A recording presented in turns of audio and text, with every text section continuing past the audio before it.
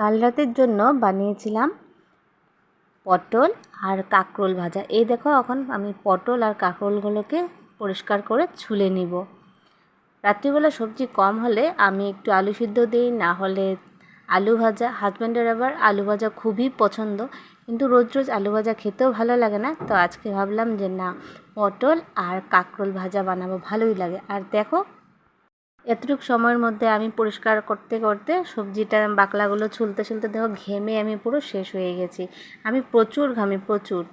একটুক্ষণ fan ছাড়া থাকলে প্রচুর ঘেমে যাই। তো দেখো তোমাদের সাথে কথা বলতে বলতে আমি কাপড়গুলোকে পরিষ্কার করে ছুলে নিলাম। আর এখন এটার মধ্যে একটু হলুদ, নুন আর চিনি দিব অল্প, যাতে একটু ভালো লাগে, পানসা পানসা ভাবটা কেটে যায়, মিষ্টি মিষ্টি লাগে ভাজাটা। তো এটাকে আমি মেখে রেখে দেবো। এই দেখো একটু চিনি দিচ্ছি, আর ওইদিকে বসিয়ে দিয়েছি গরম গরম ভাত হচ্ছে, চাল দিয়ে দিয়েছি। কয়দিন ধরেই রোদ্দুরটা তো একেবারে কমে গেছে, গরম নাই যদিও, সুন্দর ওয়েদার, কিন্তু রোজই কড়া রোদ তো থাকেই না। রোজই বৃষ্টি দেয় অল্প করে, না হলে মেঘলা ওয়েদার। কী জানি এবার পুজোতে কী হবে, মনে হচ্ছে পুজোতে বৃষ্টি থাকবে নাকি। গতবারও যেমন বৃষ্টি ছিল, এরকম থাকলে মনটা ভালো লাগে না, তাই না বলো বন্ধুরা? পুজোর সময় ঝকঝকা দিন থাকবে, রোদ থাকবে, তবেই ভালো লাগে বলো।